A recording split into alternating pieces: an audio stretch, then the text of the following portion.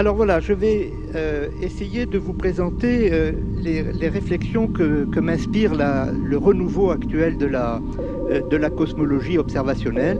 Et mon impression, c'est que ce qui est en train de se profiler, c'est une authentique nouvelle révolution scientifique. Alors, je commencerai par rappeler très très brièvement l'apogée de la physique classique à la fin du 19e siècle. Mon exposé est conçu comme une discussion critique dans le sens analytique des principes fondamentaux de la cosmologie moderne, parce que comme cela a été suggéré par plusieurs des intervenants, plus particulièrement peut-être pour l'énergie noire, mais c'était déjà vrai aussi pour les trous noirs et la matière noire, il semble que les choses semblent chanceler et qu'un nouveau paradigme cosmologique est peut-être nécessaire.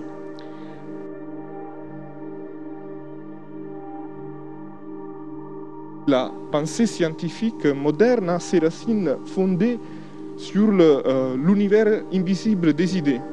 Déjà les Grecs, en particulier les mathématiciens comme Euclide, les philosophes Platon et Pythagoras, ils ont compris qu'il y avait une réalité qui allait au-delà de la réalité, de notre réalité quotidienne, qui était faite des idées mathématiques en liaison logique entre eux.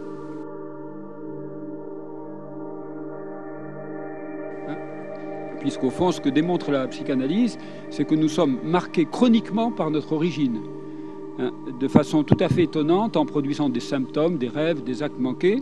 Nous sommes sans arrêt en rapport avec un réel actuel, mais qui fait que l'origine ne cesse de nous travailler. Bon, pour le dire par une métaphore un peu facile, donc nous serions tous en quelque sorte encore satellisés par notre Big Bang personnel. The piece is called The Expanding Universe, and it's a cyclical symphonic poem, so it means that when it ends it can continue playing forever. It was written as a conceptual piece of art inspired by the latest theories explaining the expanding universe in which we live. The piece is written for a contemporary ensemble of flute, French horn, harp, violin, cello and synthesized sound.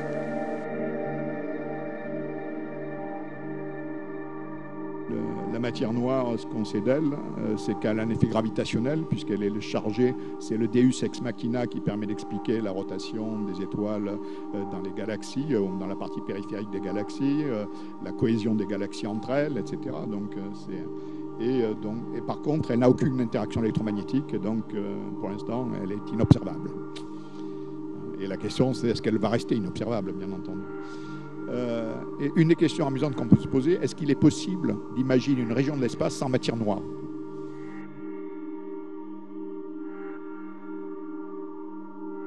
Et qu'est-ce que cela donnerait avec un ciel étoilé?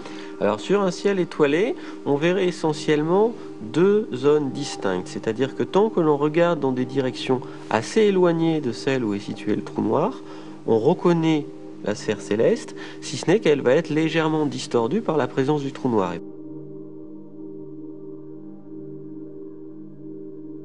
Je crois que la première grande cosmologie qui nous soit parvenue, au moins sous forme essentiellement exhaustive, nous invite d'abord à invoquer, dit-elle, les muses de l'Hélicon. Les muses qui, habitant cette grande et céleste montagne, dense d'un pas léger autour de la noire fontaine et de l'autel du puissant fils de Cronos, et baignant leurs membres délicats dans les ondes du Permès, de l'Hippocrène et du divin Olmé, forment sur la plus haute cime héliconienne un cœur admirable et gracieux.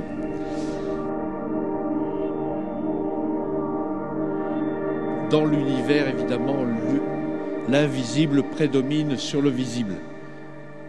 C'est-à-dire que le contenu matériel et énergétique de l'univers dépasse et de loin ce qui est visible, c'est-à-dire une très faible fraction de la matière ordinaire dont nous sommes nous-mêmes formés. Voilà. Donc, en étudiant la dynamique sur plusieurs années de ces étoiles centrales, on a pu mettre en évidence, comme l'a montré Alain tout à l'heure, qu'il y avait une masse sombre de à peu près 3 millions de masses solaires au cœur de notre galaxie. Et donc ça, c'est dans la région Sagittarius A. Et ça montre que notre galaxie elle-même, elle abrite un trou noir en son cœur. Donc vous avez un système dans l'aristotélisme, un système cosmologique avec, pour répondre aux besoins et aux exigences de l'observation, un système de controsphère, un système symétrique.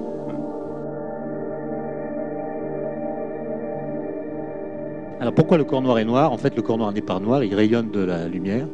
Il n'est noir qu'à température nulle. Et la bonne définition d'un corps noir, c'est un objet idéal dans lequel les interactions entre la matière et le rayonnement sont suffisamment nombreuses pour que s'instaure un équilibre entre l'énergie sous forme de matière et l'énergie sous forme de rayonnement. Et dans ce cas, on peut définir une température pour un tel objet. Je vais juste m'intéresser à ces trous noirs, donc, en essayant d'adopter un point de vue d'historien. On va faire de la physique, mais aussi on va faire de l'histoire. Parce que je trouve que c'est intéressant de voir comment cette idée est apparue en physique, tout d'abord, puis ensuite a pu être traitée dans tout un tas de domaines.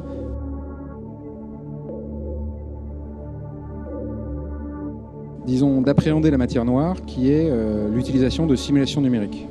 Et là, je vais vous décrire un peu la vision qu'on a de la matière noire, qui est malheureusement une vision virtuelle pour l'instant, par le biais de ces calculs sur ordinateur.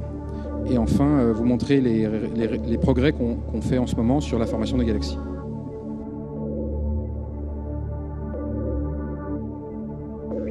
Qu'est-ce que c'est que le LHC? Ça veut dire Large Hadron Collider, collisionneur de hadrons, grand collisionneur de hadrons. Un collisionneur, c'est deux accélérateurs l'un dans l'autre, de telle sorte qu'on puisse engendrer des collisions de protons d'un côté contre des protons de l'autre, chacun ayant 7 TeV.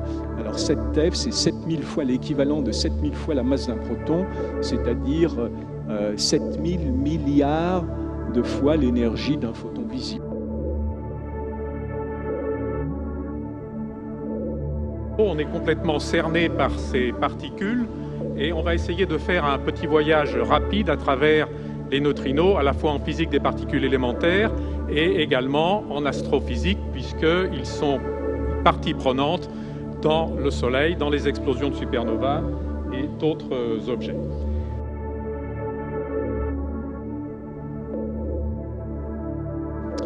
Alors dans un premier temps, je voudrais succinctement parler de ce que j'appelle les poupées russes de la physique. Ce que j'entends par là, c'est simplement que la description du monde qui nous entoure dépend des questions que l'on se pose. On peut parler, si on veut employer un langage moderne, de théorie effective.